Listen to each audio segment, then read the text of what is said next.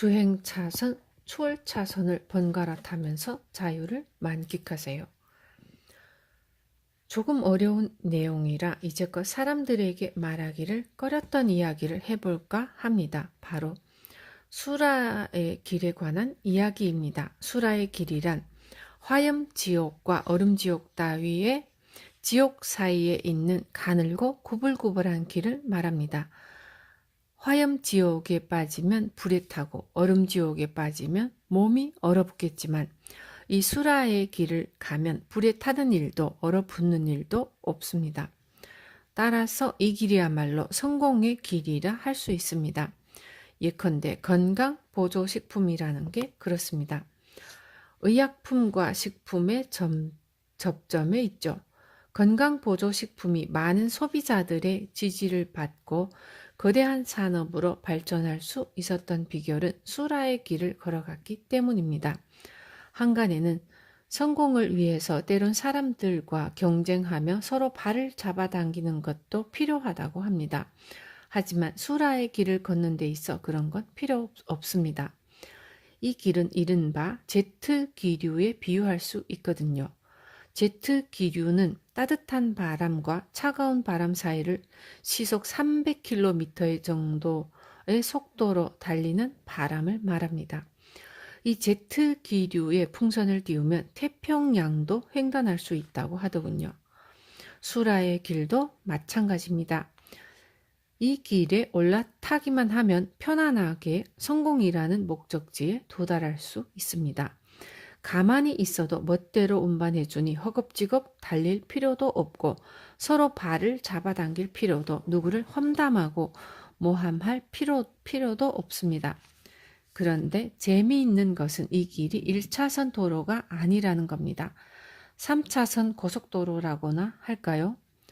따라서 때로는 주행차선을 때로는 추월차선을 달리면서 자유롭게 운전을 즐기면 됩니다. 이렇게 운전을 즐길 줄 아는 사람이 결국 성공을 거머쥡니다. 조금 내용이 어려웠나요? 죄송합니다.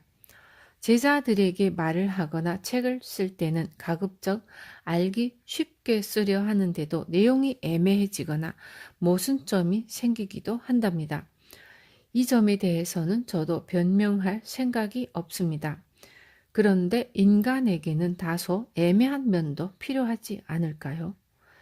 이 길만이 올바른 길이니까 반드시 이 길로만 가라 라고 하는 것은 마치 화물트럭에 시속 80km까지만 달릴 수 있는 엔진을 장착하는 것과 같습니다.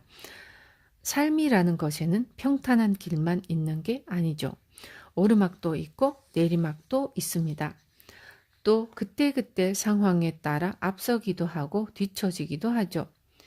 그런데 화물트럭이 80km밖에 달릴 수 없다면 흐름이 막힐 수도 있고 자칫 사고가 날 가능성도 있습니다.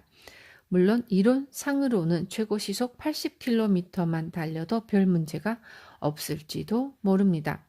하지만 현실은 이론이 통용되지 않는 경우가 많죠. 그렇기 때문에 얼마간의 융통성이 필요한 법입니다. 자동차의 경우도 핸들, 엑셀레이터, 브레이크와 같은 놀이도구가 있으니까 원활하게 달릴 수 있듯이 우리네 삶도 마찬가지입니다. 놀이가 필요하죠. 명확한 이론을 주장하는 건 쉽습니다. 80km밖에 달릴 수 없는 엔진을 달면 그만이니까요. 하지만 이 방법밖에 없다는 말을 들으면 사람들은 위축됩니다. 그리고 결국 움직일 수 없게 됩니다. 성공으로 가는 길을 너무 좁게 생각하고 완벽만을 추구하다 보면 어느새 실패의 길에 접어들게 될 것입니다. 때로는 융통성도 필요하다는 사실을 잊지 마세요. 두려움을 없애려면 싫어하는 일을 해야 합니다. 옛날 사람들은 100m 달리기 기록은 절대 10초의 벽을 깨지 못할 것이라고 장담했습니다. 그런데 누군가가 그 벽을 깨자 세상 사람들은 깜짝 놀랐죠. 요즘에야 9초대를 달리는 선수가 많이 나와 이제는 놀라지도 않지만요. 아마도 이러한 기록의 벽은 앞으로도 끊임없이 깨질 겁니다. 왜냐하면 인간은 한계를 모르는 존재니까요. 그런데 한편으로는 인간은 살아가면서 여러 가지 제약을 받기도 합니다. 환경, 지역의 풍습, 생활 문화, 사회제도 등 많은 제약들이 있죠. 그중 가장 골치 아픈 것이 바로 자신의 마음이 멋대로 만드는 제약입니다. 마음이 만든 제약, 저는 그것을 두려움이라 부릅니다. 뭔가 새로운 일, 자신이 겪어보지 못한 일과 마주하면 누구나 두려움을 느끼는 법이죠. 이 두려움을 극복하기 위해서는 자신이 가장 싫어하는 일을 해야만 합니다. 그런데 대체로 자기가 싫어하는 일이 바로 한계의 벽을 만듭니다. 예를 들어 저는 글 쓰는 걸 싫어합니다. 또 유명해지는 것도 싫습니다. 왜 유명해지는 것이 싫습니까? 라는 질문을 받기도 하는데 싫은 건 그냥 싫은 거죠. 생선을 싫어하는 사람이 있는가 하면 좋아하는 사람도 있듯이 유명해지기를 원하는 사람이 있는 반면 그렇지 않은 사람도 있는 법입니다. 저는 지금까지 사소한 행복을 발견하는 것을 기쁘게 여겨왔었고 정말로 소박한 삶을 살아왔기에 일상의 사소한 것들을 앞으로도 소중히 여기고자 합니다.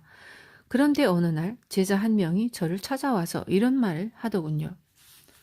출판사에서 히토리 씨의 총서를 낸다고 하니 빨리 원고 좀 써주세요.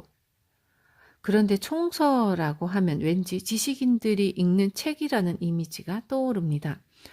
학교에서 도통 공부를 하지 않은 나 같은 인간이 그런 책을 써도 될까 하고 제자에게 상담도 받았지만 결국 도망치지 못했습니다. 상대방이 저보다 한 수 위였던 것이죠. 누구나 어려운 상황에 처했을 때 도망칠 수만 있다면 도망가고 싶어 합니다. 물론 저도 그렇습니다. 하지만 도망갈 수 없을 때는 어떻게 해야 할까요? 마음을 비우고 한번 해보는 수밖에 없습니다. 설사 자신이 하기 싫어하는 일이라도 한번 해보면 한계를 넘어설 수 있습니다. 그러는 와중에 깜짝 놀랄 일이 기적이 일어납니다. 3강은 돈, 도리에 맞는 일을 하는 것이 가장 득이 됩니다. 돈을 불러 모으는 것은 요령이 아니라 사람입니다. 저는 어느덧 일본에서 세금을 가장 많이 내는 사람이 되었습니다. 일본 최고의 부자라고도 불리게 되었고요. 하지만 아무 일도 하지 않고 그저 운이 좋다는 말만 해서 이렇게 된 것은 아닙니다. 저는 그동안 일하는 것이 좋아서 열심히 일했습니다. 사업이라는 것은 경마처럼 한 방에 승부할 수 있는 게 아닙니다. 이익을 끊임없이 창출해야만 하죠. 그런데 손님들이 기뻐하는 일을 하지 않으면 이익은 나지 않습니다. 따라서 저는 어떻게 하면 손님들을 기쁘게 할 수 있을까를 늘 연구하며 상품을 만들어 왔고, 물론 지금도 그렇게 하고 있습니다. 그렇기 때문에 저는 부자가 될 수 있었던 겁니다. 여러분 중에는 뭔가 특별한 성공 비법을 기대하고 이 책을 읽는 분들도 있을 겁니다. 그런 분들께는 이렇게 너무나도 당연한 이야기를 해드려서 정말 미안합니다만 진실이 그러하니 저도 어쩔 수 없습니다. 일본 최고의 부자가 될 정도라면 뭔가 특별하고 신기한 재능이 있는 게 아닐까 하고 생각하는 분들이 많은데 돈이라는 것은 일하지 않으면 벌 수 없는 겁니다. 그럼에도 사이토 씨는 돈과 관련해서 뭔가 특별히 하는 일이 있습니까? 라는 질문을 종종 받습니다. 장사에 관해서 묻는 게 아니라 돈에 관해 뭔가 하는 일이 있느냐고 묻는 것이죠. 그럼 저는 돈이 흉하게 구겨져 있으면 안 되니까 그림을 맞춰 가지런히 두는 정도입니다. 하고 대답합니다. 그런데 이건 너무나 당연한 거죠. 벽에 그림을 걸 때 거꾸로 걸지 않듯이 말입니다. 그런데 어느새 제가 한 말이 돈의 그림을 맞춰 가지런히 지갑에 넣어두면 부자가 된다느니 사이토시는 매일 밤 돈을 다리미질하고 있다느니 하는 식으로 퍼져 나가더군요. 물론 이는 웃으면서 넘어갈 수 있는 농담이라 생각합니다. 실제로 이런 일은 절대 있을 수 없겠죠. 여러분도 농담은 그저 농담으로만 즐기시기 바랍니다. 우리네 상인들은 돈을 곧잘 다리에 비유하곤 합니다. 그런데 이제껏 돈이 스스로 걸어가는 모습을 본 사람은 없습니다. 그렇다면 어떻게 하면 돈이 나한테 오게 할 수 있을까요? 돈을 자기한테 오게 하는 것은 바로 사람입니다. 이 명확한 사실을 잊어버렸다간 당신이 고생합니다. 돈에게도 주인을 선택할 권리가 있습니다. 한 강도가 식칼로 사람을 찌른 사건이 일어났다고 칩시다. 이것은 식칼이 잘못한 걸까요? 사람이 잘못한 걸까요? 식칼은 생선을 자르기 위해 만든 도구입니다. 사람을 찌르기 위해 만든 것이 아니죠. 여러분도 다 아시겠지만 사람이 상처를 입었다고 해서 식칼한테 잘못이 있는 건 아닙니다. 따라서 두말할 필요도 없이 식칼로 찌른 사람의 잘못이죠. 이제 화제를 돈으로 돌려봅시다.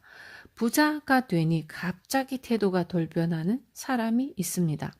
반대로 돈이 떨어져서 강도짓을 하는 사람도 있죠. 그렇다면 이는 돈의 잘못일까요? 아니면 사람의 잘못일까요? 물론 이 경우에도 태도가 변해버린 사람, 강도짓을 한 사람이 잘못한 겁니다. 그런데 이때도 저 사람은 돈 때문에 변했어 라고 말하는 분이 있습니다. 심지어 돈 때문에 저 사람은 범죄를 저지를 수밖에 없었던 거야 라며 두둔하는 경우도 있고요.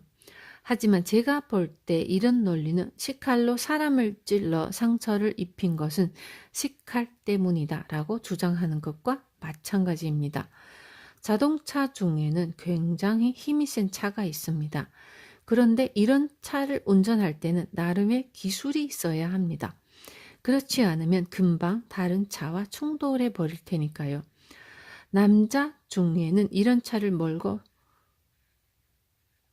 술에 돌진하는, 다시 말해 술에 돈을 왕창 퍼붓는 사람이 있는가 하면 여자 중에는 명품에 빠져 돈을 물수듯 하는 사람도 있죠. 돈이라는 것은 엄청난 힘을 가진 자동차와 같습니다. 하지만 운전 기술도 없는 사람이 이런 차를 몰다가 사고를 낸 경우에도 운전이 서툰 사람의 잘못이지 자동차의 잘못은 아닙니다. 돈에 대해 나쁘게 말하는 것은 그 사람의 자유입니다만 누군가 당신에게 더럽다느니 나쁜 놈이니 하면 그 사람과 같이 있고 싶겠습니까? 돈도 마찬가지입니다. 돈에게도 자신의 주인을 선택할 권리가 있는 겁니다. 저는 돈은 좋은 것이라 생각합니다. 신이 인간에게 준 최고의 아이디어 중 하나라고 여기죠. 왜냐고요? 돈이 없으면 옛날처럼 물물 교환을 해야 합니다. 도쿄에서 오사카까지 가는데 쌀가마가 필요하다고 생각해 보세요. 신은 인간들을 고생시키지 않기 위해 화폐라는 아이디어를 준 것입니다. 돈이 신의 배려에 의해 생긴 아이디어라고 생각하면 감히 돈에 대해 더 이상 나쁜 말을 할 수 없을 겁니다. 또 돈을 좀 더 소중히 다루게 되겠죠. 돈을 쓰는 사람에게 지혜가 있을 때 돈이 힘을 갖습니다. 돈에 대한 가치관을 확립한 건 언제쯤입니까? 예전에 어느 잡지사 기자가 이런 질문을 하더군요. 그때 저는 이렇게 대답했습니다. 어렸을 적에 부모님으로부터 용돈을 받으면 흘리지 않고 가게까지 잘 들고 가서 과자를 사오곤 했습니다. 지금의 가치관도 그때와 별반 다를 바가 없습니다. 정말로 그렇습니다. 제가 돈에 대해 뭔가 보통 사람과 특별한 가치관을 가졌기 때문에 부자가 되었다고 생각하는 분도 있지만 그건 절대 아닙니다. 만약 돈에 대한 어떤 가치관이 부자를 만들어준다고 한다면 사실 누구든지 부자가 될 수 있겠죠. 하지만 현실은 어떻습니까? 안 그렇죠? 따라서 부자가 되기 위해 무슨 거창한 가치관이 필요한 것은 아닙니다. 여기서 잠깐 꼭 말하고 지나가고 싶은 게 있습니다. 바로 돈이 가져다 주는 고통, 그리고 돈이 지닌 힘에 관한 이야기입니다. 세상에는 돈이 화를 부른다는 얘기도 있습니다만 돈 자체가 화를 부를 리는 없습니다. 만약 돈 때문에 고생한다면 그것은 필요 이상의 돈을 추구하기 때문이거나 필요한 돈이 없기 때문이거나 둘 중 하나죠. 하지만 돈 그 자체 때문에 고생하는 일은 없습니다. 월급이 깎이면 마음은 좀 상하겠지만 사실 그 또한 개인의 사고방식에 따른 문제입니다. 돈이 어마어마하게 많으면 뭔가 대단한 힘이 생기지 않을까 하고 생각하는 사람도 있지만 과연 정말로 그런 걸까요?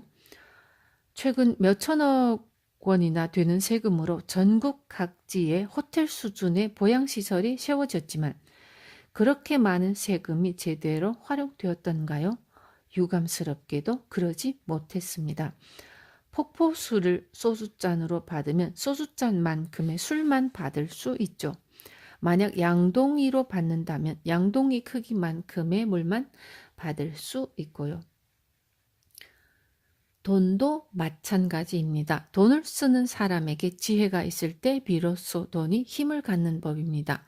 비록 적은 돈이라도 그것을 쓰는 사람에게 지혜가 있으면 그 돈은 힘을 발휘할 수 있습니다. 지금 당장 몇억 원이라는 돈이 없어도 끼니를 거느르고 있는 사람에게 빵 한 조각이라도 건네줄 수 있다면 그 돈은 힘을 얻게 됩니다. 비록 빵 한 조각일지라도 그걸 받는 사람은 매정한 세상인 줄 알았는데 아직 정이라는 게 살아있구나. 포기하지 말아야지 하고 마음을 고쳐먹고 앞으로 열심히 살아갈 수도 있지 않겠습니까? 빵 한 조각의 가격은 얼마 안 될지 모르지만 이럴 때는 엄청난 힘을 발휘하는 것이죠. 돈 자체에 무슨 대단한 힘이 있는 건 아닙니다. 그 돈을 어떻게 활용할지 생각하고 돈을 활용하는 지혜를 갖게 되었을 때 비로소 돈은 자신의 진정한 힘을 드러냅니다.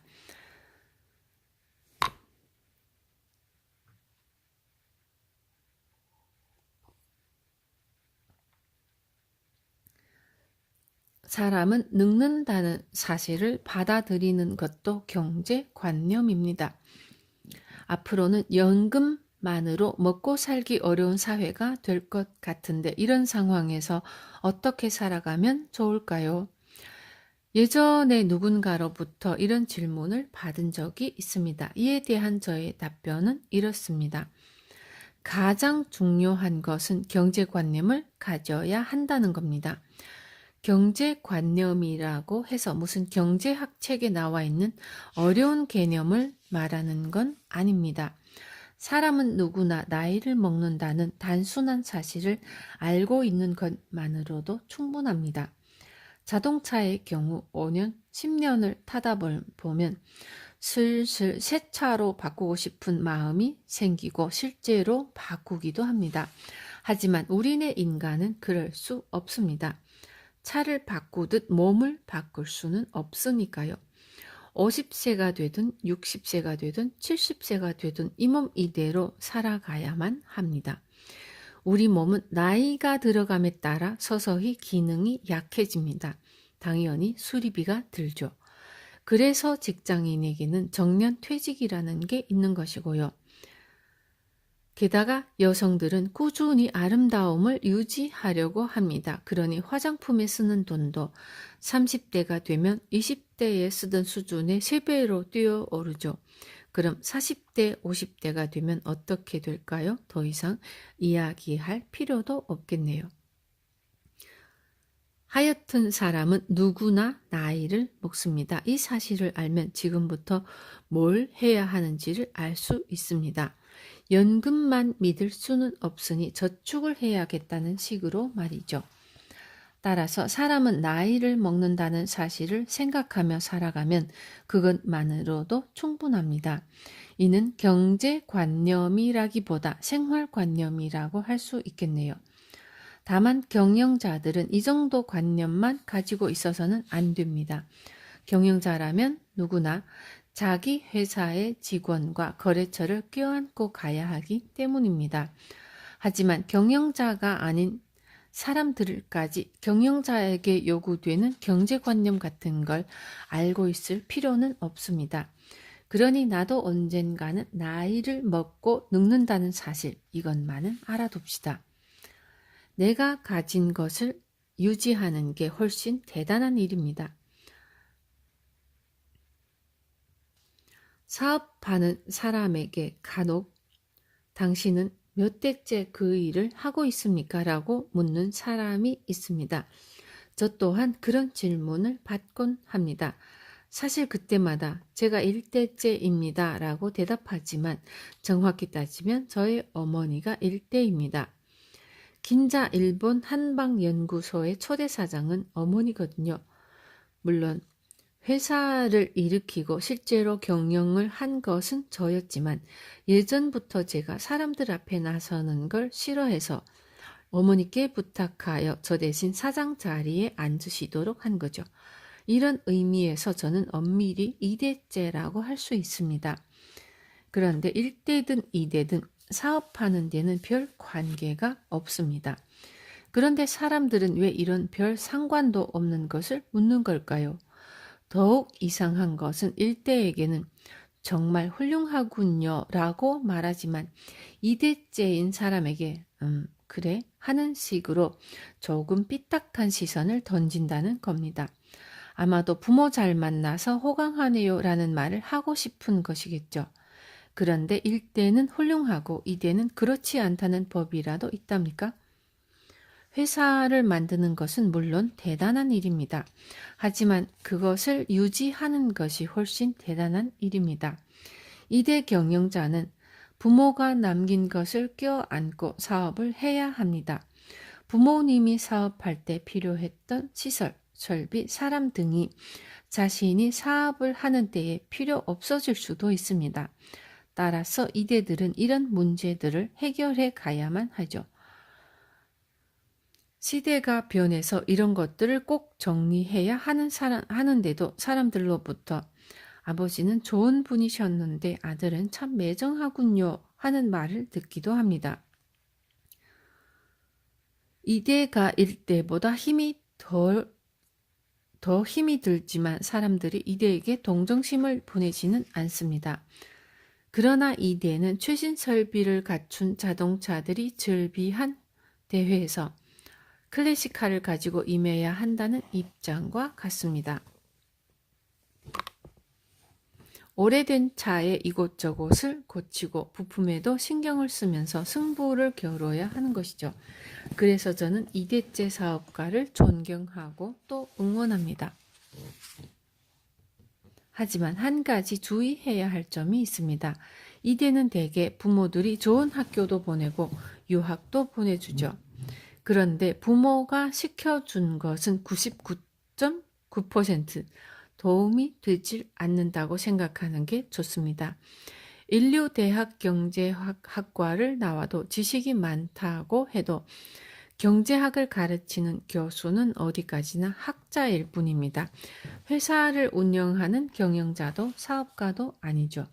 물론 대학 교수도 사회에는 꼭 필요한 존재이고 그분들이 사회에 주는 도움도 사실입니다. 그러나 대학에서 수영하는 법을 배웠다 해도 자기가 직접 물속에 들어가 헤엄치지 않는 이상 실제로 수영을 할 수는 없는 법입니다. 그러니까 항상 지금부터는 내가 직접 내 손으로 경험해 보자는 다짐을 해야 합니다. 스스로 생각하고 도전하고 실패를 맛보기도 하면서 개선해 나가야 합니다. 성공을 하려면 이러한 작업을 반복해 나가는 수밖에 없습니다. 빠른 것에는 늘 수요가 있습니다. 직장인 중에는 빨리 목돈을 모으고 싶다고 말하는 사람이 더러 있습니다. 제자가 경영하는 회사의 젊은 직원 중에도 이런 분들이 있는데 이런 분들에게 조금이나마 도움이 될 만한 이야기를 해볼까 합니다. 돈을 모으고 싶으면 운을 끌어올리면 됩니다.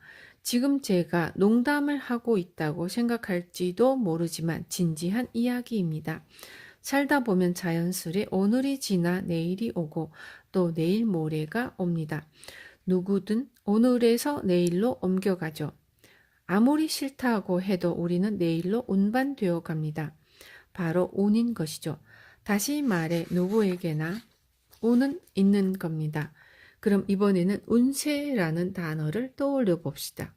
운세는 옮겨가는 기세를 말하죠. 운세가 좋다는 것은 결국 옮겨가는 기세가 좋다는 뜻입니다. 빈둥거리고 있는 상태를 기세가 좋다고 하지는 않죠. 알아서 척척 일을 해치울 때 기세가 좋다고 합니다. 즉 일을 할 때 기세를 몰아 속도감 있게 처리하는 것을 말합니다.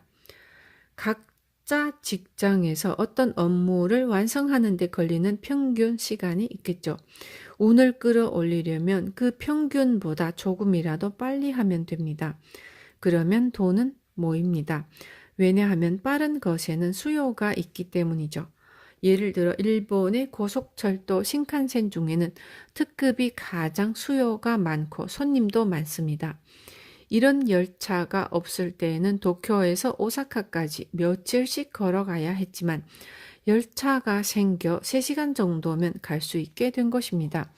그것만으로도 충분하다 생각할 수 있지만 3시간의 벽을 깨는 특급이 생기자 이제는 모두들 특급을 타고 싶어 합니다. 보시다시피 단 몇 분 차이일 뿐이지만 이렇게 수요가 다릅니다. 따라서 천천히 달리는 시골의 완행 열차들은 하나같이 적자가 나고 있습니다. 손님이 별로 없어요. 다시 말해 느린 것에는 수요가 없습니다. 빠른 것에는 수요가 있다는 것은 사람에게도 해당됩니다. 회사는 일 처리가 빠른 사람을 원합니다. 나를 원하는 회사가 많으면 출세합니다. 출세하면 봉급도 올라갑니다. 봉급이 올라 그만큼 저축을 하면 돈도 모입니다.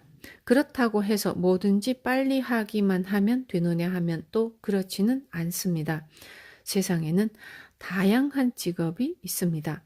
그 중에는 예술가처럼 시간을 들여가며 창조적인 작업을 해야 하는 직종도 있죠. 가령 광고의 카피를 만드는 사람은 단 한 줄의 카피를 쓰기 위해 몇 시간을 쓰기도 합니다. 이런 작업을 느리다고 생각해서는 안 됩니다. 보통 사람은 평생 해도 어려울 일을 몇 시간 만에 하니까 사실 대단한 속도인 거죠. 하지만 이런 경우를 제외하고서라도 느린 것이 가치 있게 여겨지는 곳은 없습니다. 이처럼 빠른 것에는 늘 수요가 있으니 여러분은 일을 할 때 기세를 더하면 됩니다. 기세를 붙인다고 해서 무슨 거창한 방법이 따로 있는 건 아닙니다. 직장에서 누군가로부터 부탁을 받았다면 우물쭈물 투덜거리는 대신 예 하고 대답하고 즉시 일에 착수하세요. 이런 간단한 행동만으로도 당신의 가치는 확실히 올라갑니다. 돈돈하지 말고 자기 할 일을 열심히 하면 됩니다. 상인들 사이에서 많이 하는 말 중에 손해를 보는 것이 결국 득이 된다는 이야기가 있습니다. 하지만 이는 상인들만의 전매 특허가 아닙니다. 직장인들한테도 해당되죠. 예컨대 남들보다 2배 열심히 일하는 직원이 있다고 칩시다. 만약 영업사원이라면 인센티브를 요구할 수도 있겠죠. 열심히 일할수록 수입이 올라갈 테니까요. 그런데 말이죠. 저는 이제껏 이런 꾀를 내서 나중에 한 재산을 남겼다느니 빌딩을 세웠다느니 하는 소리를 들어본 적이 없습니다. 이런 사람이 부자가 되지 못하는 이유는 손해를 보는 것이 결국 득이 된다는 사실을 깨닫지 못했기 때문입니다. 이 사실을 깨닫기만 하면 되는데 말이죠. 무슨 뜻인가 하면 다른 사람과 똑같은 월급을 받으면서 열심히 일을 하면 된다는 겁니다. 봉급을 2배로 주는 곳에서 2배 열심히 일하겠다는 사람은 많습니다. 하지만 그런 직장에서 당신이 아무리 열심히 해봤자 빛을 발하기가 어렵습니다. 빛을 발하려면 어떻게 해야 할까요? 다른 사람과 똑같이 봉급을 받는 직장에서 2배로 열심히 일하면 됩니다. 경영자의 눈에는 이런 사람이 빛나 보입니다. 경영자에게 있어 정말 고마운 사람이죠.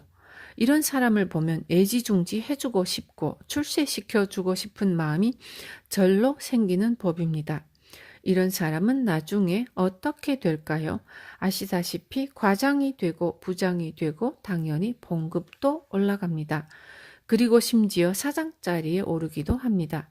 그리고 어느새 정말 깜짝 놀랄 만큼 많은 돈을 손에 넣게 되죠. 그러니까 너무 눈앞의 이익에 급급하며 돈돈하지 말고 열심히 자기 할 일을 하세요. 그러면 주위 사람으로부터 이 사람은 이해득실을 따지지 않고 열심히 하는 사람이구나 하는 평가를 받습니다. 그리고 이렇게 되면 부탁받는 일이 많아집니다. 땡땡씨 죄송한데 이것 좀 해주실래요? 라는 말을 듣는 횟수가 늘어나는 거죠. 자신의 이름이 불리는 일이 직장에서 많아지면 틀림없이 당신의 운세는 상승합니다. 부탁을 받았을 때는 밝은 표정으로 힘차게 예 하고 대답하세요. 그 일을 열심히 하면서 나는 그저 먹고 살 수 있을 정도의 돈만 있으면 된다는 식으로 담담하게 일하다 보면 출세는 틀림없이 당신을 기다리고 있을 겁니다. 이런 사람이 나중에 독립을 하거나 역시나 사람이 몰려듭니다. 주위에서 저 사람에게 부탁하면 뭐든 열심히 해주었으니 또 부탁해야겠다 하고 생각하기 때문이죠.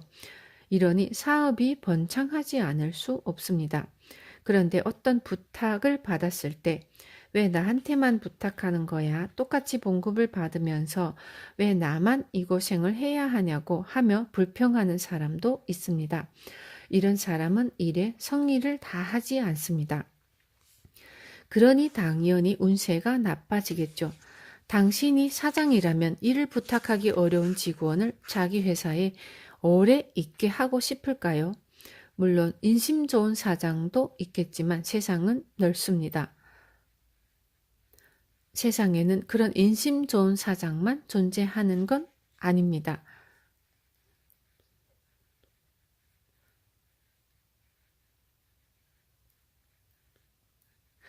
묵묵히 열심히 일하는 사람이야말로 정말 대단한 사람입니다. 주위를 살펴보면 방위의 길흉 따위를 믿는 사람들이 더러 있습니다. 여기에 집을 지으면 길하다느니 불길하다느니 혹은 어느 방향으로 가면 복이 온다느니 화를 얻는다느니 하면서 말이죠. 하지만 저는 이런 말들에 신경 쓰지 않습니다. 어느 쪽이 옳고 그르다고 할 수 있는 문제가 아니니까요. 다만 저는 내가 있는 곳이 바로 행복한 장소다라는 믿음을 가지고 있습니다. 따라서 저는 그런 말 따위에 신경 쓰지 않고 가고 싶은 곳이라면 어디든지 갑니다. 만약 남들이 그쪽으로 가지 말라고 하면 오히려 저는 더 가려고 합니다. 가서는 안 되는 곳이니까 제가 가서 밝게 만들어야겠다고 생각하는 것이죠. 올해는 운수가 사납다는데 어떻게 하지 하며 걱정하는 사람들도 많습니다. 하지만 저는 액년을 오히려 도약의 해라고 생각합니다.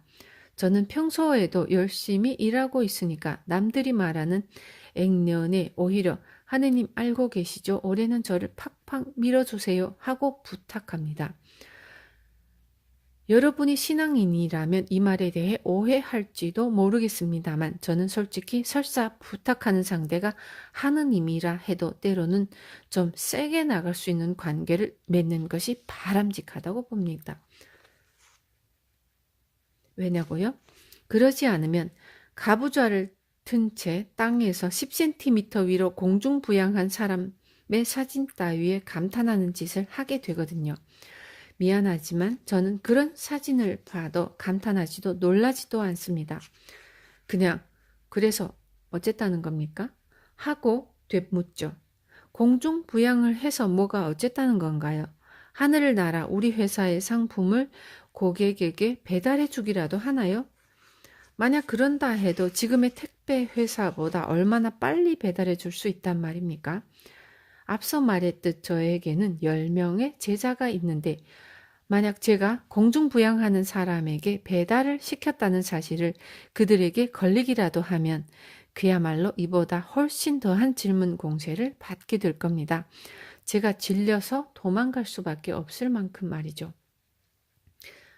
간혹 누군가는 손에서 저절로 빵이 나왔다고도 합니다. 그런데 암만 그렇다 해도 제과점에서 만드는 것보다 더 많은 빵을 만들 수 있을까요? 또 손에서 나오는 것을 보여주고 빵을 만든다는, 돈을 받는다는 건 무슨 일이랍니까?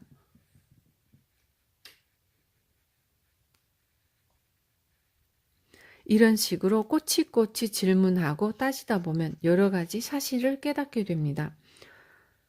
어설픈 초능력을 가진 사람이 대단한 게 아닙니다. 열심히 일하면서 자식을 키우고 남한테 폐를 끼치지 않는 사람이야말로 정말로 대단한 사람입니다. 적어도 저는 그렇게 생각합니다. 지금 이 순간에도 맑은 날이든 비 오는 날이든 게으름 피우지 않고 묵묵히 농사를 짓는 사람이 있습니다. 한여름에도 태양이 내리쬐는 공사판에서 열심히 일하는 사람도 있고요. 빵 공장에서 맛있는 빵을 만들기 위해 땀 흘리며 일하는 사람도 있습니다. 쌀과 곡식을 정성 들여 키우는 사람도 있는가 하면 꼭두 새벽에 바다로 나가 고기를 잡아오는 사람도 있습니다. 저는 이런 분들이야말로 정말로 훌륭한 사람이라고 생각합니다. 이런 사람들에게 감탄하기도 바빠 죽겠는데 무슨 공중부양을 했다는 괴상한 도사한테 감탄을 한단 말입니까? 그러니 눈에 보이지 않는 것을 두려워하게 되고 줏대 없이 갈팡질팡하게 되는 겁니다. 베풀면 언젠가 반드시 돌아옵니다. 스스로에게 투자하고 다른 사람의 2배나 열심히 일해서 출세하고 봉급도 올라 저축도 많이 했다고 칩시다. 물론 이것만으로도 충분히 행복하겠지만 이보다 더 행복해지는 방법이 있습니다. 바로 당신이 성공을 위해 이제껏 해온 방법을 부하 직원이나 후배에게 전수하는 겁니다. 그런 짓을 하다간 뒤쫓아오는 사람에게 추월당하지 않을까 하는 걱정은 할 필요가 없습니다. 이 세상에 공짜는 없으니까요. 베풀면 나중에 그만큼 돌아오는 법입니다. 이상하게 들릴지도 모르지만 이게 바로 세상의 섭리라는 겁니다. 이건 내가 생각해낸 방식이니까 다른 사람에겐 가르쳐 줄 수 없다고 하는 사람과 내가 깨우친 방식을 다른 사람에게도 전수해야겠다고 생각하며 다른 사람에게 기꺼이 베푸는 사람을 비교하면 후자가 나중에는 훨씬 풍요로운 삶을 살게 됩니다. 예컨대 프랜차이즈 사업이 그렇습니다. 처음에는 점포가 하나뿐이지만 사업을 성공시키는 방법을 주변에 공개하면서 매출이 수백억 원으로 늘어난 경우라고 볼 수 있죠. 학자도 마찬가지입니다. 내가 발견한 건 나 혼자만 알고 있어야 해. 아무한테도 알리지 말아야지 하고 숨기는 게 아니라 논문을 만들어 학회에서 발표를 해야 합니다. 자신이 평가가 올라가는 방법이죠. 일반적으로 학자의 사회적 지위가 높은 이유는 자신이 생각해낸 것을 기꺼이 공개하기 때문이죠. 그런데도 이건 나만의 비밀이야 하며 비법을 절대 공개하지 않는 사람도 있습니다. 이렇게 늘 숨기려 하는 사람과 공개하는 사람을 비교하면 그릇의 크기도 다를 뿐 아니라 사회적 평가 면에서도 확연히 차이가 납니다. 도리에 맞게 일을 하는 사람은 사회가 긍정적으로 평가하게 되어 있습니다. 좀 더 편한 방법이 없을까 하는 생각을 하다 보면 옆에 있는 사람을 짓밟고 가야겠다는 식의 헛된 짓을 하게 됩니다. 또 자기가 평소에 나쁜 생각을 하니까 다른 사람도 자신을 나쁘게 생각할 거라고 의심합니다. 그러면 쓸데없는 걱정을 짊어지는 겁니다. 그런 걱정을 할 시간에 남들보다 2배 열심히 일하는 게 훨씬 편합니다. 도리에 맞는 일을 하는 것, 이것이 가장 편하고 가장 득이 되는 삶의 방식입니다. 나에게 돈을 주는 사람을 기쁘게 하는 게 자기 투자입니다. 손님을 소중히 대하고 돈을 소중히 다루세요. 저는 평소에 직원들로부터 돈에 관한 질문을 받을 때마다 이렇게 대답하곤 합니다. 살다 보면 저놈한테는 절대로 머리를 숙이지 않겠다 싶은 사람이 나타나기 마련입니다. 그런데 그 사람이 나쁜 게 아닙니다. 다만 자신에게 그 사람을 포용할 만큼의 그릇이 없는 것이죠. 저에게는 저의 그릇, 다시 말해 제가 허용할 수 있는 범위를 넘어서는 사람한테는 빵 한 개도 받기 싫다는 소신이 있습니다. 사실 돈이 없으면 이런 소신을 지키기가 매우 힘듭니다. 돈이 없으면 자신의 그릇을 넘어서는 사람한테도 머리를 숙이고 비위를 맞춰야 할 일이 많아지기 때문이죠. 만약 그러기 싫다면 어떻게 해야 하냐고요? 그럼 돈을 모아야겠죠. 하지만 저는 젊은이들에게 돈을 모으는 것에만 너무 신경 쓰지 마세요 라는 말을 자주 합니다. 여러분도 한 달에 10만 원씩 저축하고 있다면 저축액을 5만 원 정도로 줄여서 남은 5만 원은 자신에게 투자하시길 바랍니다. 왜냐하면 자신에 대한 투자는 곧 출세를 위한 필요 조건이기 때문이죠. 제 말을 오해하지 마세요. 직장에서 영어를 사용할 일도 없는데 영어 학원에 다니는 것은 투자가 아닙니다. 또한 자신에게 투자하라는 말이 자신을 위해 투자하라는 뜻은 아닙니다. 여기에서 돈을 버는 요령을 알려드리겠습니다. 그저 고객을 기쁘게 하면 됩니다. 다시 말해 고객을 기쁘게 만들기 위해 자신에게 투자를 하면 되는 겁니다. 그렇다면 여기서 고객이란 누구일까요? 바로 자신에게 돈을 주는 사람입니다. 저에게 있어 고객은 제가 만든 상품을 사주는 사람들입니다. 직장인에게 있어 고객은 회사의 사장이겠죠. 자신에게 봉급을 주는 사람이 사장이니까요. 그렇다면 이러한 사실을 전제로 자기 투자에 대해 다시 생각해 봅시다. 예를 들어 제가 매일같이 아가씨들이 춤을 추는 클럽에 가는 것을 제 자신에게 투자하고 있다고 볼 수는 없습니다. 제가 춤을 배워 온다고 저희 고객들이 기뻐하지는 않을 테니까요. 앞서 말했듯 평소에 영어를 사용할 일이 없는데도 영어 학원에 다니는 것은 자신에 대한 투자가 아닙니다. 이러한 행위는 제가 클럽에 가는 것과 별 차이가 없습니다. 자기 투자라 함은 곧 당신에게 돈을 주는 사람이 기뻐할 수 있도록 자신에게 투자하는 걸 뜻합니다. 상인에게 있어서 고객은 상품을 주는 사람이니 그 사람을 기쁘게 할 수 있는 투자를 자신에게 하면 됩니다. 또 당신이 직장인이라면 봉급이라는 형태로 돈을 주는 사장이 곧 고객이니까 사장이 기뻐할 만한 일에 투자하면 됩니다. 그렇다면 사장이 기뻐할 만한 일이란 어떤 것일까요? 답은 간단합니다. 회사의 실적을 올리는 것, 그러기 위해서는 지금 나에게 뭐가 필요한지 잘 생각해보고 그 다음에 자신에게 투자하세요. 그렇게 하면 당신은 어느새 회사에서 반드시 필요한 인재가 되어 있을 겁니다. 최소 10년은 내다볼 수 있어야 부자가 됩니다.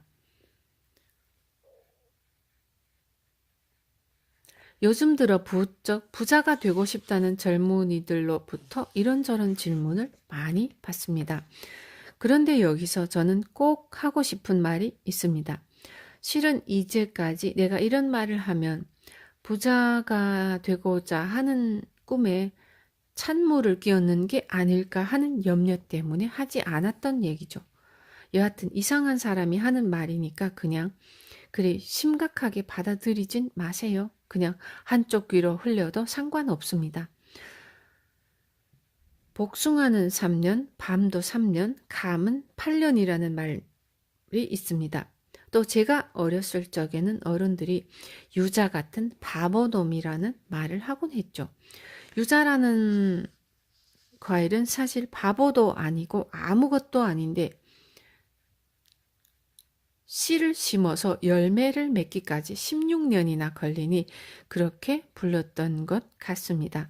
하여튼 하나의 씨가 열매를 맺기까지 3년 걸리는 것은 3년 걸리고 8년 걸리는 것은 8년이 걸립니다. 만약 16년이 걸린다면 어쩔 수 없이 16년을 기다려야 하겠죠. 이와 마찬가지로 부자가 되고 싶다는 씨를 심어서 부자라는 열매를 맺기까지는 최소 10년이 걸립니다. 부자가 되기로 마음먹고 실제로 부자가 되기까지 10년이 걸린다는 것입니다. 10년 걸리는 것은 10년이 걸리니까 어찌할 수 없습니다. 하지만 10년 뒤에 부자가 된다고 생각하면 지금 뭘 해야 하는지를 생각하고 행동할 수 있겠죠. 10년을 어떻게 기다리느냐고요? 저는 여행을 무척 좋아해서 전국 각지를 이곳저곳 둘러보는 편인데 사실 목적지에 도착해서 둘러보는 것은 별로 좋아하지 않습니다. 목적지까지 가는 그 과정이 즐거운 거죠. 부자가 되는 것도 마찬가지입니다. 부자가 되는데 10년이 걸린다면 그 10년 동안 자신이 해야 할 일을 즐기면서 하면 됩니다. 즉 여기저기 구경도 하면서 묵묵히 걸어가면 되는 것이죠. 그러면 그 여정이 결코 지루하지 않을 뿐만 아니라 10년 뒤에는 정말로 부자가 될 수 있습니다.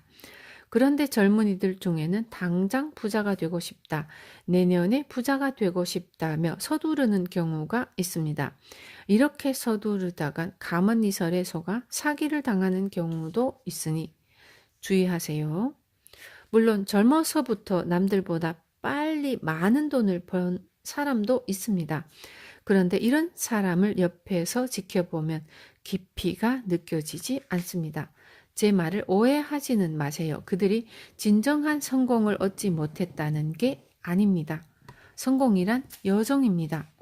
따라서 지금 이 순간이라는 과정을 하나의 성공이라 여기며 걸어가는 사람이야말로 진정 성공한 사람입니다. 성공을 거머쥔 사람만이 성공하는 건 아닙니다. 성공을 손에 넣었다는 것은 이미 과거형이죠. 성공을 손에 넣었다면 다음 목표를 향해 다시 걸어가야 합니다. 즉, 성공이라는 이름의 여정을 계속 걸어가는 사람이야말로 삶에 있어 진정한 성공을 이룬 사람입니다. 10년 뒤를 바라보고 한 걸음 한 걸음 걸어가는 사람이 있다면 그 사람은 이미 성공한 것입니다. 그러니 포기하지 말고 힘차게 계속 걸어가세요.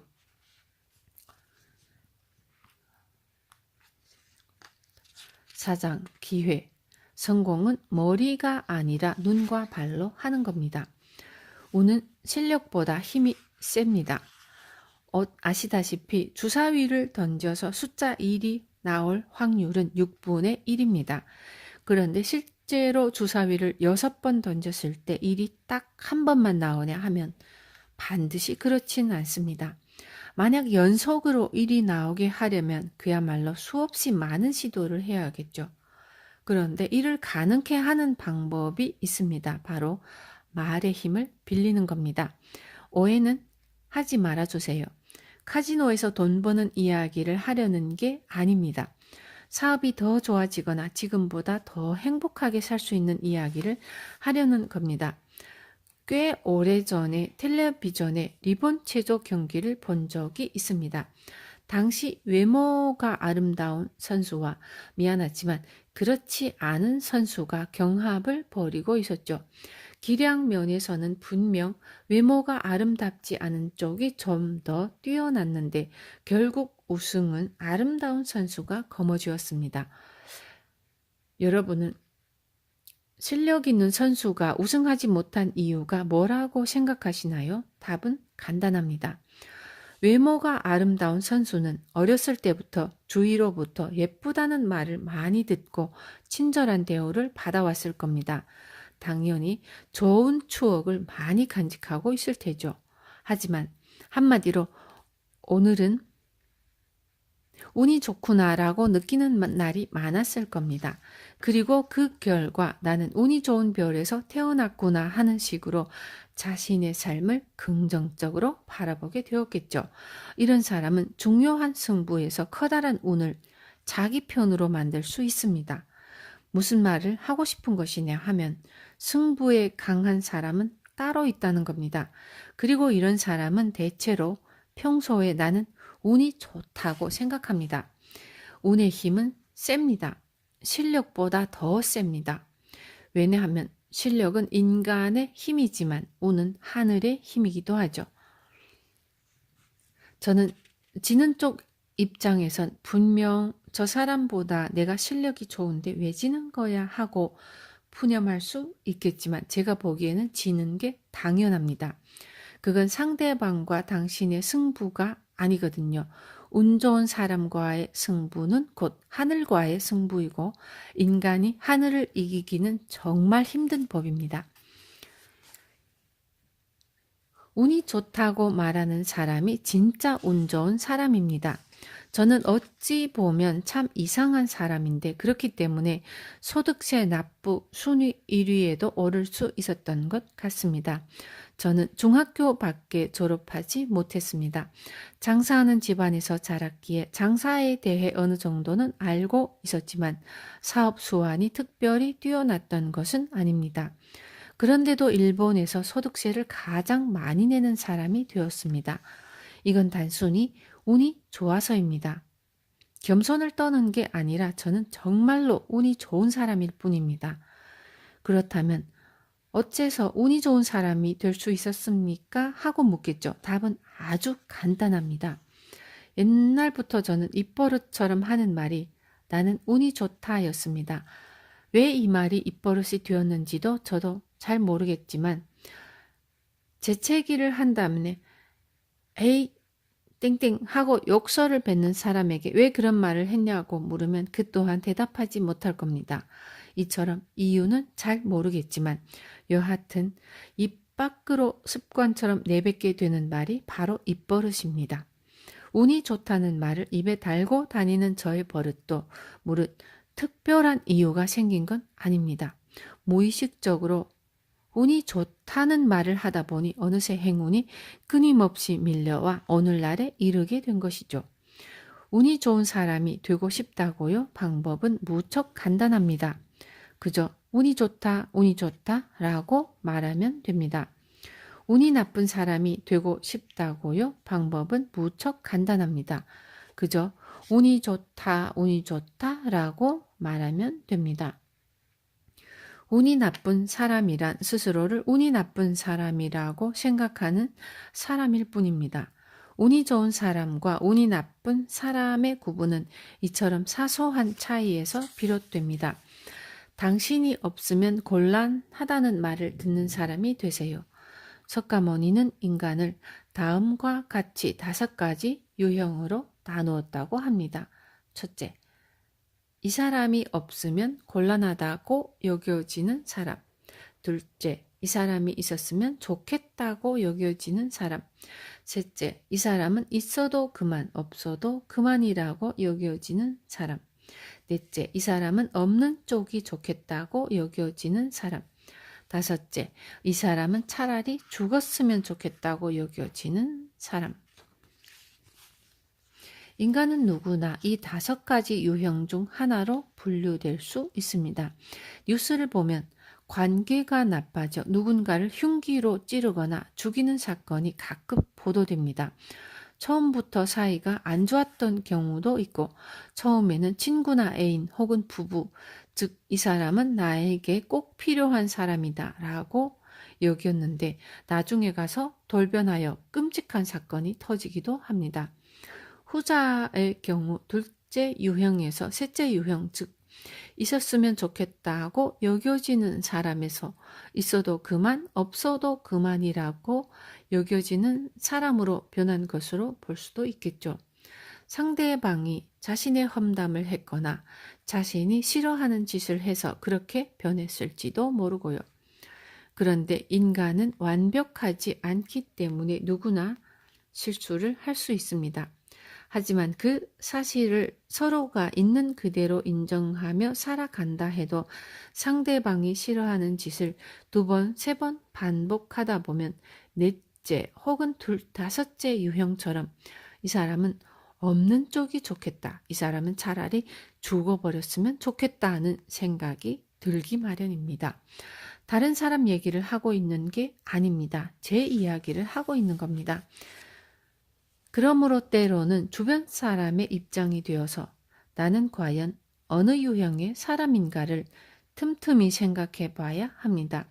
그렇게 하면 자신이 지금 어떤 행동을 하고 있는지 객관적으로 바라볼 수도 있고 앞으로 뭘 해야 할지도 알게 됩니다. 경영자라면 이렇게 생각해 볼 수 있어야 합니다. 당신네 회사가 없어지면 곤란하다라고 말하는 사람은 얼마나 있습니까? 또 당신네 회사가 있어줘서 정말 고맙다라고 말하는 사람은 얼마나 될까요?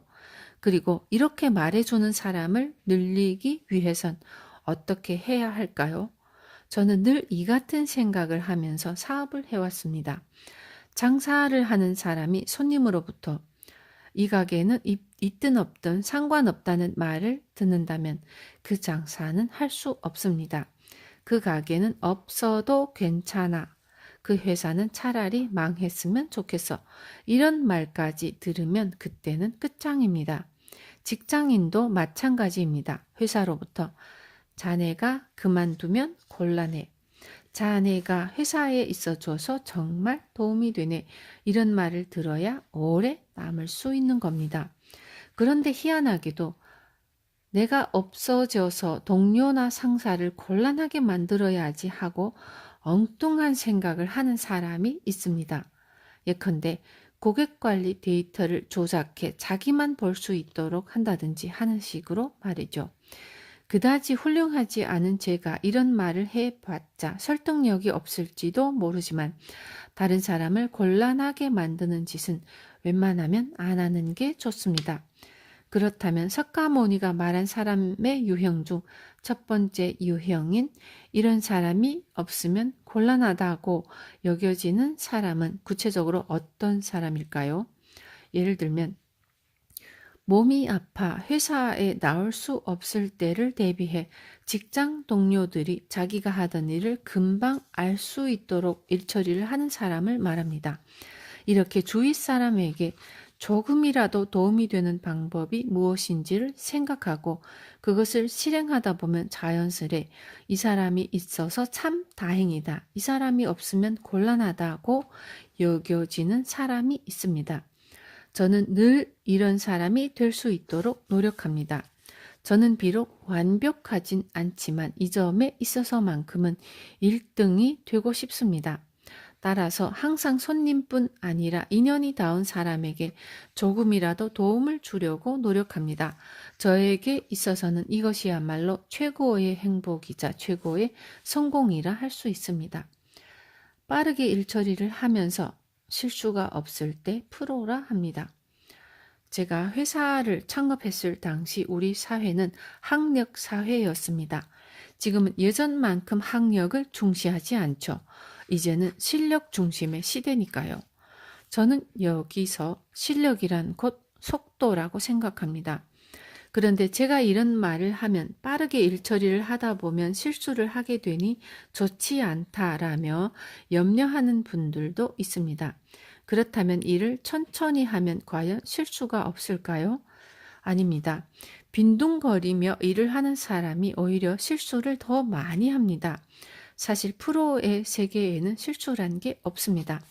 빠른 일처리와 실수 없는 일처리, 이 두 가지는 뗄래야 뗄 수 없는 한 세트입니다. 어떻게 빠르게 일 처리를 하면서 동시에 실수가 없을 수 있냐고 따질지도 모르지만 그렇게 하려는 의지만 있다면 인간은 해내고야 맙니다. 예컨대 설계사에게 점포 설계를 의뢰하다 보면 그 자리에서 아이디어를 낼 수 있는 사람도 있지만 그렇지 못한 사람도 있습니다. 그 차이는 어디에서 오는 걸까요? 즉시 아이디어를 낼 수 있는 사람은 의뢰가 들어오기 전부터 설계를 생각합니다. 음식점이라면 이런 설계가 좋다라든지 도서관이면 저런 설계가 좋다라든지 하는 즉 사전 준비가 이미 되어 있는 셈이죠. 반면 그 자리에서 금방 아이디어를 내지 못하는 사람은 평소에 그만큼 준비를 하고 있지 않음을 뜻합니다.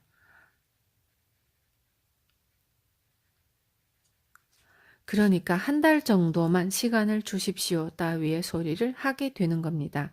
그리고 결국 한 달 동안만 생각하게 되죠.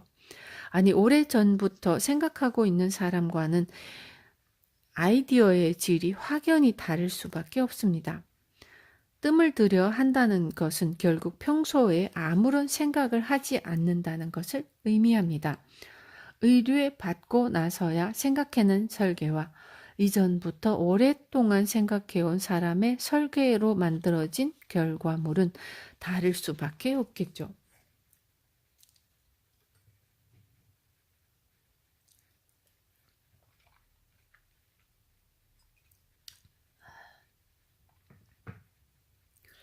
그런데도 여전히 시간을 들이고 뜸을 들여야 결과가 좋다고 우긴다면 그건 거짓말입니다. 시간을 오래 끌어야만 좋은 결과가 나온다고 하는 사람은 실력이 없으니까 그런 말을 하는 겁니다. 오래전부터 권세 있는 집안에 실력 없는 자식들이 그런 말을 곧잘 하곤 했습니다. 그렇게 말하지 않으면 자신보다 지위가 낮은 사람들이 더 빨리 일을 해치워 버릴 테니까요. 자신이 실력이 없다는 사실이 들통나는 게 싫으니까 남들에게 시간을 들여 천천히 하라는 따위의 지시를 내리는 겁니다. 기득권 계층이 자신들의 밥그릇을 챙기기 위해 지어낸 말을 믿지 마세요. 성공하는 데 있어 속도는 꼭 필요합니다. 여러분도 다른 사람의 2배로 일한다는 각오로 일의 속도를 올리기 바랍니다. 다만 이때 한 가지 주의해야 할 점이 있습니다. 2배로 열심히 일하다 보면 꼭 주위에서 자네 요즘 너무 열심히 일하는 거 아니야? 하며 압박을 주는 사람이 생깁니다. 이러한 압박은 맞바람입니다. 맞바람이 왔다고 해서 속도를 줄이지 마세요. 그럴 땐 오히려 속도를 더 내야 합니다. 그러면 당신은 한 단계 위로 올라갈 수 있습니다. 비행기가 이륙할 때와 마찬가지입니다. 비행기는 공기 저항을 받으면서 이륙합니다. 맞바람을 받았을 때 엔진을 분사시키죠. 이때 상승 기류라는 것이 생겨 비행기를 위로 끌어올려주는 겁니다. 열심히 일한다고 주위로부터 압력을 받았을 때 속도를 낮추면 상승 기류가 생기지 않습니다. 압력을 받으면 더 열심히 하세요. 그러면서 웃는 얼굴로 저는 일하는 게 좋아요 하고 말하면 됩니다. 그리고 이걸 반복하다 보면 어느새 정상에 올라서는 날이 올 것입니다. 도박의 세계에서는 이기는 자가 운이 나쁜 겁니다. 꽤 오래전의 이야기입니다. 한 번은 지인이 돈을 주제로 한 책을 사이토시가 됐으면 좋겠다라는 말을 하더군요. 저를 좋게 평가해 준 것에 대해서는 고마웠지만 당시만 해도 그런 책을 써보고 싶다는 생각은 한 적이 없었습니다. 그 이유로는 2가지가 있었습니다. 하나는 이제껏 제자들에게조차 돈에 대해 이야기한 적이 없었기 때문입니다. 믿지 않을지도 모르지만 이는 사실입니다. 그뿐만 아니라 매출에 대해서도 이런저런 말을 한 적이 없습니다.